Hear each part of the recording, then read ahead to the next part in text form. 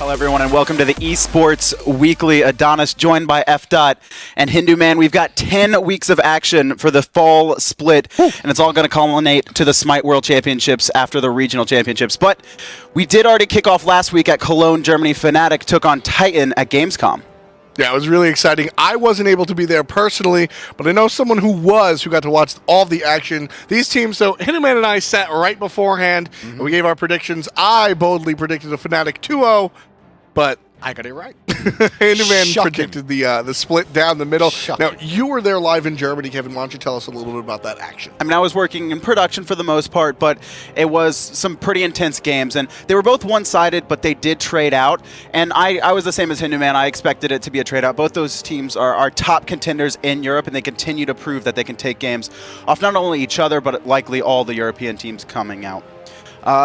We have 8 teams, though, in both the North America and Europe regions, and we've actually had a couple trade-outs with relegations. Those were also going on in this offseason. Let's take a quick look at the top North American teams and see the small switch-ups we've had. Yeah, I mean, this is one of the more exciting parts about not just our game, but also esports in general, how easy it is for these teams to sort of transcend to the next level, elevate fresh out of the Challenger Cup. This is a team of rookies.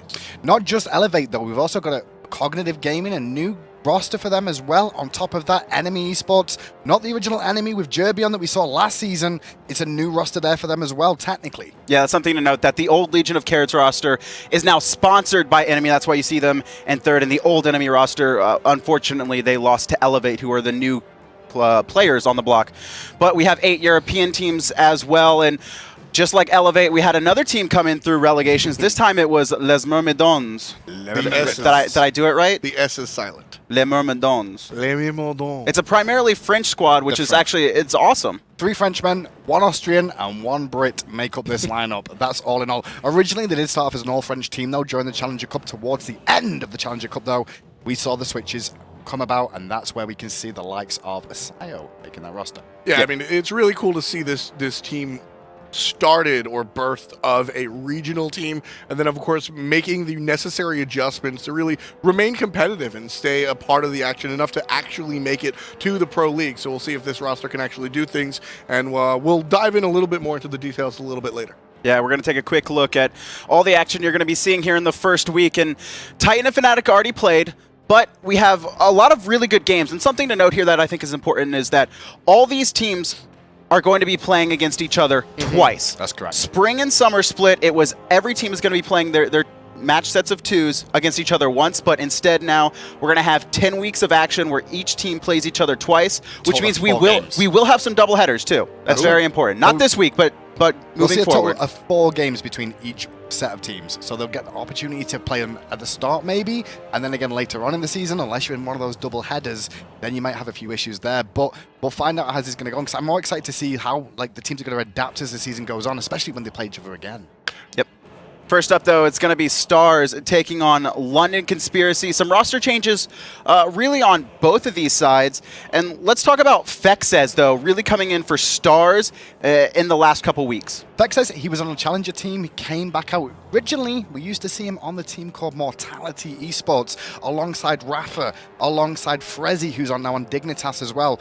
Those players did very well for themselves. Sayo as well, which I'm sure we'll mention later on. Fexes is a great mid laner. Did step away from the scene after a failed attempt from Mortality Esports to really make it big in the scene, and now he's back, and he's got an opportunity here with a new-looking roster from upcoming Stars. I like this second opportunity for Fexes. As you mentioned, Mortality is an important springboard for a lot of these players. We see a lot of times players come into the SPL without a lot of tenureship, and they don't do too hot because you got to try to adjust. This time around, they all have that Mortality springboard. We saw what happened to some other players like Moex. I'm very excited to see what happens to Fexes. And just between this game as well, London Conspiracy, they've had roster changes. They've got Steefy Beefy in there now in the solo lane. Bashu now is his new name. Bashu is his new name. Why change your name, guys? Stick to the same. We'll We'll find out and we'll work out who it is after all. I mean, so we're going to see him there. We're also going to see a new guy in the jungle for them as well. So is Soggy Sandal, I believe, yes, in the jungle. Soggy Sandal. An old player, come back, and now he's going to be taking up the jungle role. Snakeskin dropped to sub, was offered a sub position, stepped off the team. That's what I know from that, and that's going to be Conspiracy's new lineup. Stars with new people as well. This is one that could go either way. It's going to go either way. It could go either way, but personally, I'm going to give it to London Conspiracy. I think they're going to 2-0. I don't think they upgraded or downgraded. I really think London Conspiracy side-graded, losing Sun Touch there and Snakeskin and bringing in Steefy Beefy and a Soggy Sandal.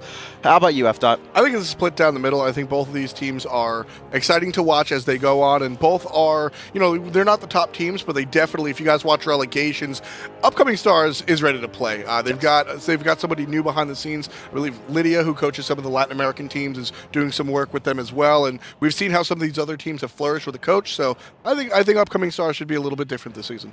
I'll be honest, I did my predictions for this one before I knew the full rosters of these teams. And I went 2-0 London Conspiracy. Sorry, is that an excuse? No, I'm just going to say this now that I went No, 2-0. Johns. I never change. If I say something, I'll always That's true. I will give you full credit. You don't change. I went 2-0 for London Conspiracy for this one. However, after seeing the roster changes, I think this is even more even than I first thought. I think Suntouch being off the team as well as Snakeskin is going to cause some issues for Conspiracy to find their feet. At the same time, Upcoming Stars, they're going to have to find their feet within a roster as well. These are in a very even spot. Probably should be a split, but I went 2-0 London Conspiracy. All right.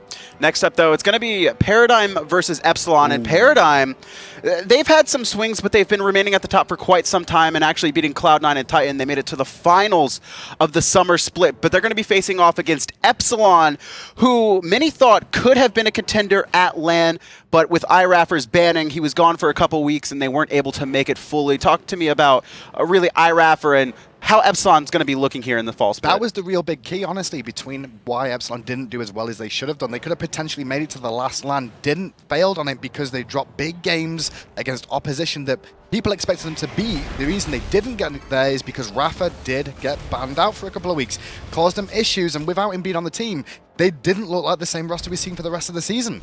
Yeah, he's a big commander of this squad, whether it's the shot calling, whether it's the actual support play, or that sort of intangible, just having the guy on the squad is really important. So I think him being banned last time around was a speed bump for this team, and as long as everybody stays in the game, I think that Epsilon could be very strong. Yeah, and he's definitely a real top performer, I think. For supports on Alpha Draft, 27 points averaging in the summer split, which is pretty high. For supports, it's pretty high, Supports normally don't get that much love, so if you're looking to draft someone, take a look at hi-rez. So looking at Epsilon and Paradigm, though, these are both top European contenders. I think they're both going to be in the top 4 at the end, and I'm looking at a trade out here. I think these teams are going to split it. I'd be remiss if I didn't agree with you as well. I might have Epsilon taking this 2-0. I'm not even sure. No, I do have it split. Thank you.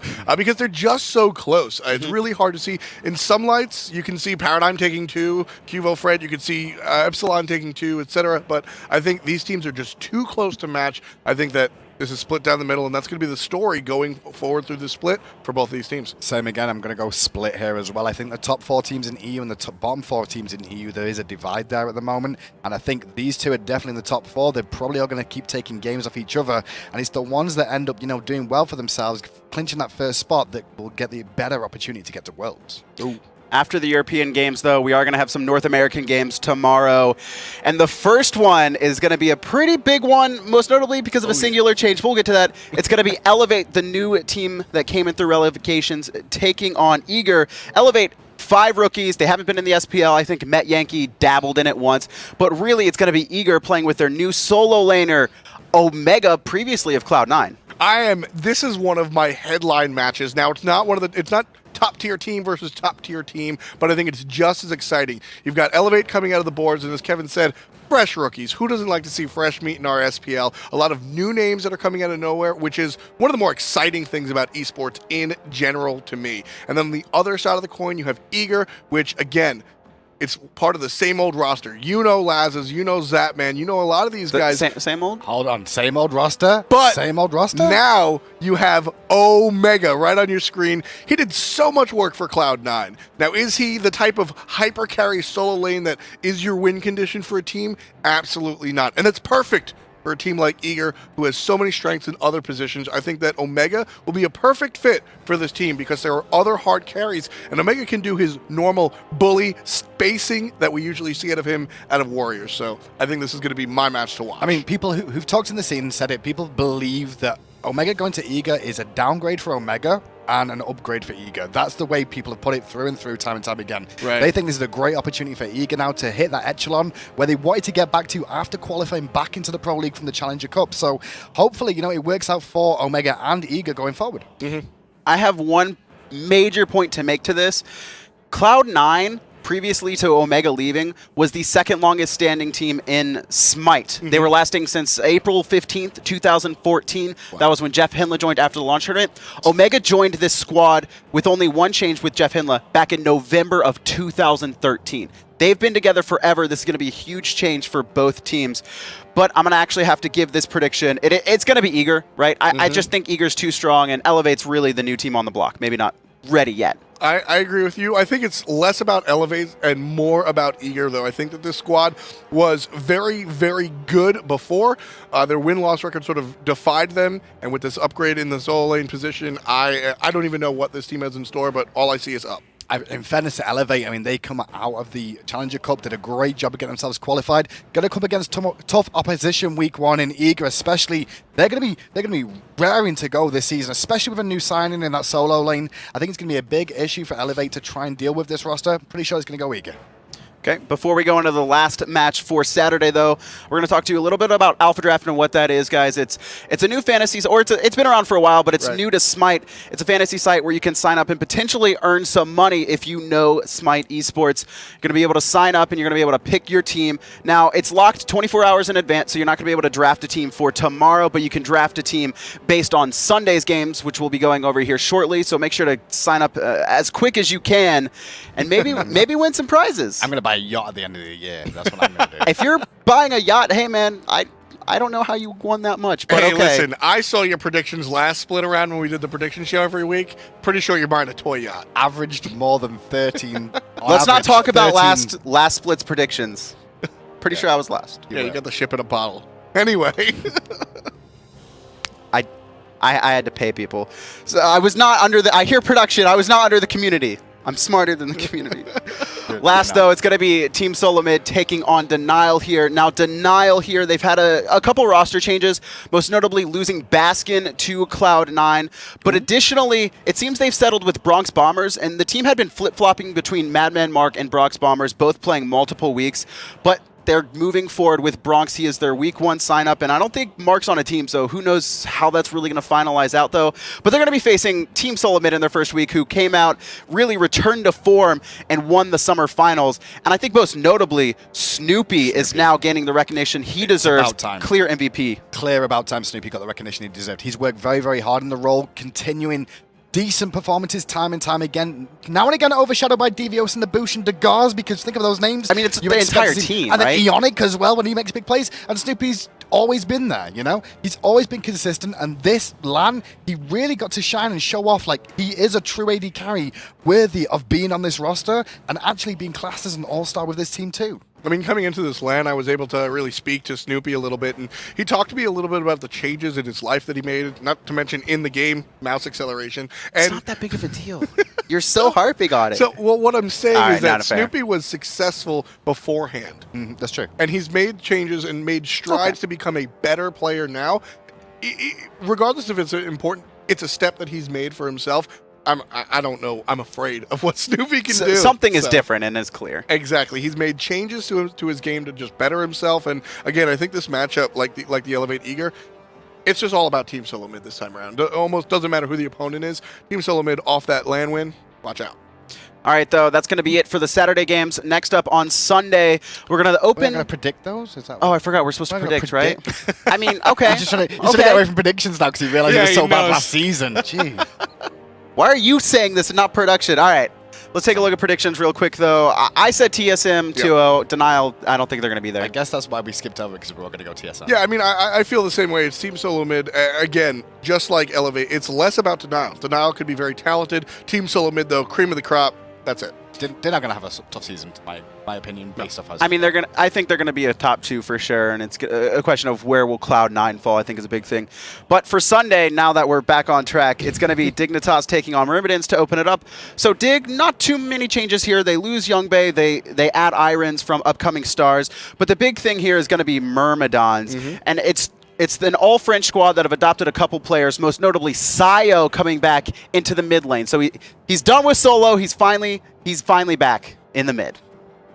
Mid lane Sayo is one of the original players that got me interested in Smite. We're looking at his Season 1 sets that he played alongside Mortality with, but watching Sayo's been playing for as long as some of the other guys, and his Isis is still talked about as some of the best Smite that we've seen played. And I mean, I have always enjoyed watching him, and seeing the Giannis come out during the relegations was very exciting. At the time, he was just standing in for Tynes, so I sort of relished each moment. Now knowing that Sayo is going to be a starter for this Mermadins squad, it's always been Sayo versus himself.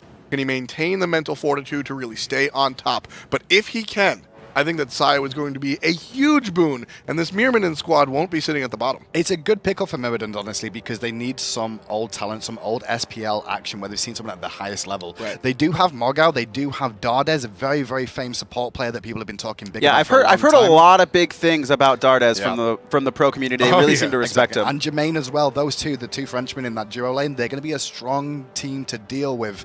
The big issue is going to be how Sayo and Getfisher. Getfisher, a rookie to the SPL, underrated by a lot of other junglers in the EU scene. We'll see how he's going to do. And that's where I think Sayo could really help out the team with his knowledge. And don't forget Mogao. We can't forget Mogao. Hades only. Everywhere. No, but it's pretty exciting seeing Mermadins back into the scene. I want to talk a little bit more about them. Sayo's going to be at the helm.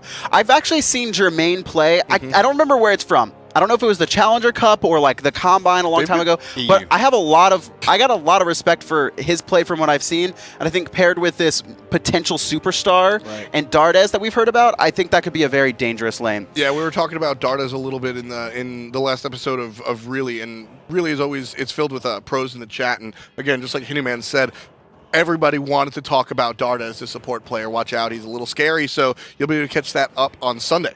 Yep.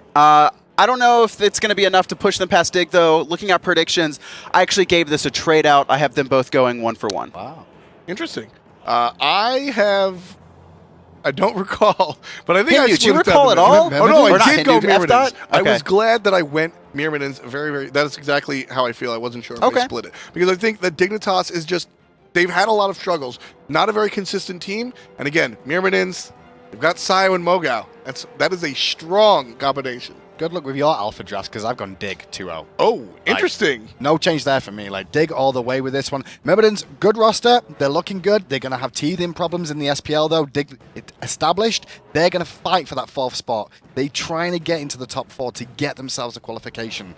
And this is an important game for them. They can't drop games like this week. This is for the opening week as well. It's really big for them. I think with the addition of Renz too, we should see Dignitas. They've had time. The nice break should have helped them out too. Dig should take this 2-0. I've got faith in the French. Okay.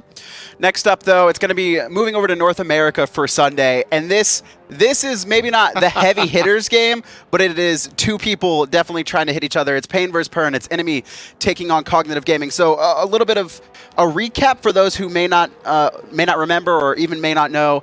Legion of Carrots, Pain was the captain. At the end of the split, though, he ended up removing most of the roster and bringing in a lot of fresh faces. They kept Salt Machine, but they brought in Wiggles, Chaos, and I believe, who was the last one? Unrelinquished. No, that's Elevate. Anyways, they brought in a fresh new face, and Pern was off the team. But with Cog's collapse a couple days ago, Pernicus was able to find a new home on Cognitive Gaming with mini names like The Best. So it's kind of a revenge match between Pain and DJ Pernicus. And between these two teams and what we're going to see between them, I think it's going to be the battle of who made the right decision. I agree. Technically, it's going to be like, did DJ Pernicus get kicked on, unneededly? Should he have actually been still on this team? Or was Pain Divion right? Yeah, this is one of the more exciting matches for me, just because of the backstory behind it. Pernicus has been such a strong-minded player, with that last part being very important. You've been a huge advocate for him through the summer split. Pernicus is one of the strongest players. Now, it's always a big if. Can his team really deal with his strong-minded attitude, which I think is a boon in the right family. Now, is this Cognitive team the right family? Hopefully, we'll see. It looks like a very strong roster on paper. So I think that Pernicus can do a lot with his Cognitive team. And on the other side, Pain Divion has a lot to prove. I think that Pain Divion has been in the scene for a long time, played Smite for a long time. So don't don't be afraid, don't falter. He's got some insight into what makes a good player. So I don't think he's grabbed 4 random bad players. I think this team will be able to compete. Now, is it able to compete against the high name power of the squad that DJ Pernicus has drafted? I don't know, but it looks like 2 drafts against 2 drafts. 1 second before we go into predictions, it's Vedium, who's actually their hunter, going to be laning with Payne Beyond. And Vedium was on the roster. He was the old enemy hunter, now the new Legion of Carrots enemy hunter. So he's in the same org, but he did switch onto a different team. And then COG, it's going to be the best Aurora Kabam, Meerkat staying on COG, and DJ Pernicus. So looking at predictions, though, I pulled an F dot. I'm pretty sure I gave it to COG, though. I don't remember. I'm pretty sure I 2-0'd for COG. Yeah, I 2-0'd COG. Okay. I as well. COG all the way again. Now we got you down. Well, that's. I actually didn't give my picks in, so production, I'll own that one. That's my bad. I was waiting to the deadline because I knew that this roster change was coming, true. and I didn't know who was on the roster. I, however, got to give it to COG. Again, I think that this roster is just too strong. I did my COG pick before the roster changes, and I still would have stuck with it. Fair point. Because the difference is that Payne Beyond, he's got a squad of players that are all technically rookies. Apart from him and Vetium, they're rookies. Yeah. He's bringing them into the Pro League, and if it was old COG are established. Okay. New COG have been around the block still, so I'm okay with where my points fell. Apparently, I just picked Eager. It doesn't even matter. You're a fanboy. Here's my You are notes. a Goodbye. Don't pull up Bart. You're going to actually break the camera. Hey, if my picks don't matter, my notes don't matter. Final game of week 1, though, guys. It's going to be AFK. These are the true heavy hitters. Yeah, this is AFK taking on Cloud9. Cloud9, they lose Omega, but they pick up Baskin. And the word around the block is Baskin is the fresh face, that he is almost the number 3 solo laner in the world, or not in the world, in North America. That's the word around the block. That's what a lot of these players are saying. And I really think we saw Baskin shine a little bit in denial, maybe not the amount that you would imagine him to move immediately to Cloud9, but all of Cloud9 publicly have been very confident in this pickup, and I think it's going to work out for them, or at least I think they're prepared for it to work out for them. Yeah, I mean, the Cloud9 team at the moment, minus the solo lane, and look at the fact that we also saw when Barracuda had his issues, that we saw Omega switch over to the Hunter role for a while. The roster did okay when they had a sub in on that solo lane. They still played to their best of their ability. Now all they're going to do is just have a new solo lane, and they're Baskin. He's going to have to learn how Aninster in the jungle. How does he perform? What is his comms like? How much rotation does he do to the solo lane? He's just going to focus on his 1v1 matchups for the most part and realize when it's time to fight. I mean, Omega in team fights fought when he was on Cloud9. His job was a frontline tank. Yes. All Baskin's going to do is rinse, repeat that. Or are they going to switch Baskin up and make him play something more aggressive? Well, that's Cyclone Spin is very... Yeah. I'll let you take that one. Yeah, that's exactly. It all boils down to the tweet from MLC Stealth, I think. MLC Stealth tweeted out a couple of days ago when everything was shrouded in mystery. I think we found our own MLC Stealth. Just so you know, the name on your screen is Shing's sister. It's not actually Alex Rosa's little sister. It's actually Baskin. But in any event, cheekiness aside, MLC Stealth very, very confident about this pick. Called him their very own Cyclone Spin, which, as we know, Cyclone Spin is one of the more celebrated players as of late. So for that, not only do I think that they're very confident in the pick, but also I think that gives a little hint to the play style. We see the Bakasura, we see the aggressive picks. I think that's going to be more the style of Baskin, and we might see a team shift because of it. And even though people don't really recognize Baskin that much, they should recognize that Cloud9, they are a top contender over in NA.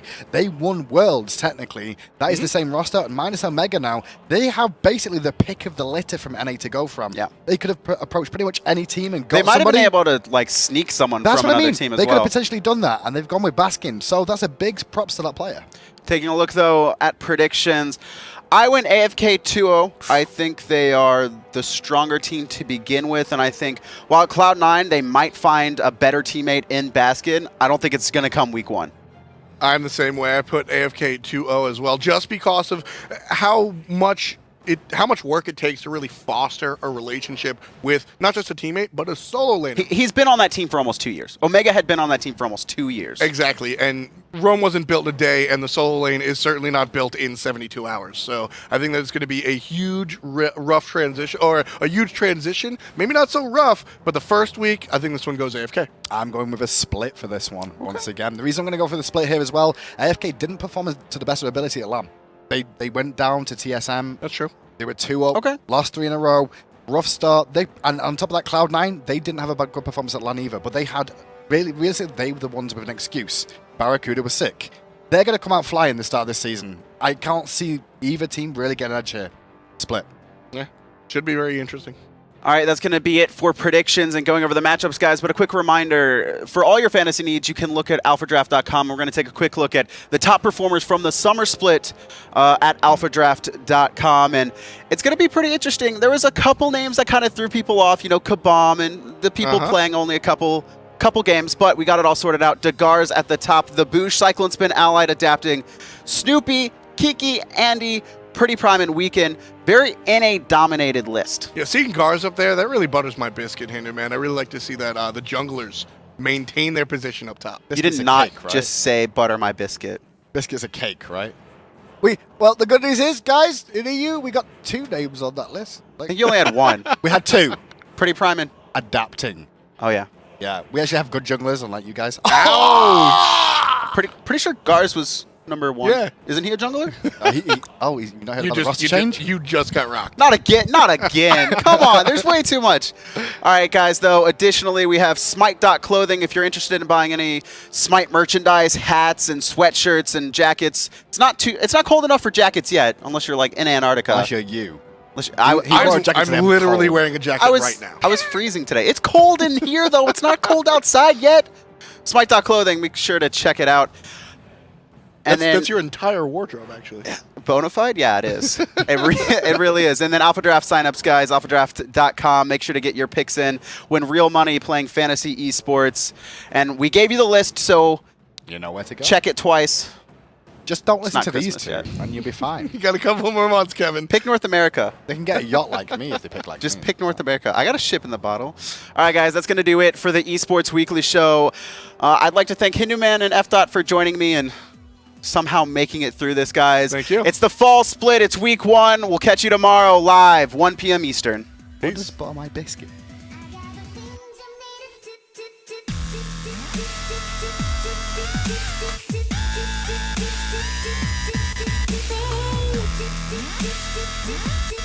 Thank you.